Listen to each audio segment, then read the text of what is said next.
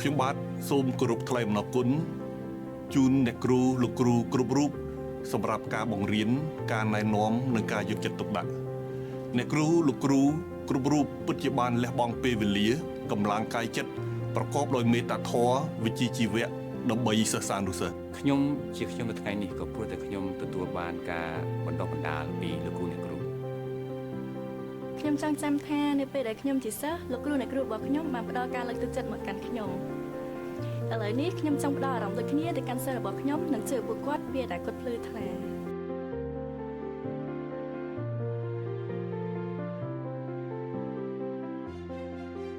ឆន្ទៈគុណធម៌និងការផ្ដល់ដំបូន្មានគាត់យកចិត្តទុកដាក់ណែនាំតែគាត់កាចពួកគាត់លើកទឹកចិត្តគ្រប់គ្រងនិងផ្ដល់ចំណេះដឹង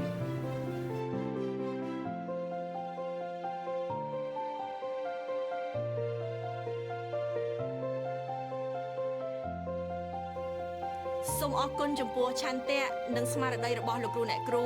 ដែលបំផុសក្តីស្រមៃរបស់ពួកយើងឆ្ពោះទៅអនាគតការខិតខំរបស់អ្នកគ្រូលោកគ្រូជាការត្រួសត្រាយមូលដ្ឋាននៃអនាគតសម្រាប់សង្គមជាតិយើងខ្ញុំសូមថ្លែងអំណរគុណលោកគ្រូអ្នកគ្រូទាំងអស់គ្នាសម្រាប់ចំណេះដឹងបទពិសោធន៍និងការលើកទឹកចិត្តការខិតខំរបស់លោកគ្រូអ្នកគ្រូពិតជាចូលរួមចំណែកក្នុងមូលដ្ឋានដ៏សំខាន់សម្រាប់បង្កើតអនាគតដ៏ភ្លឺថ្លាលោកគ្រូអ្នកគ្រូជាមនុស្សដែលត្រូវគោរពនិងកោតសរសើរអរគុណចំពោះការខិតខំរបស់លោកគ្រូអ្នកគ្រូ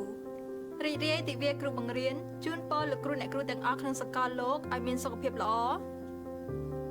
និងសូមអរគុណសម្រាប់ការខិតខំបង្រៀនរបស់លោកគ្រូអ្នកគ្រូកន្លងមក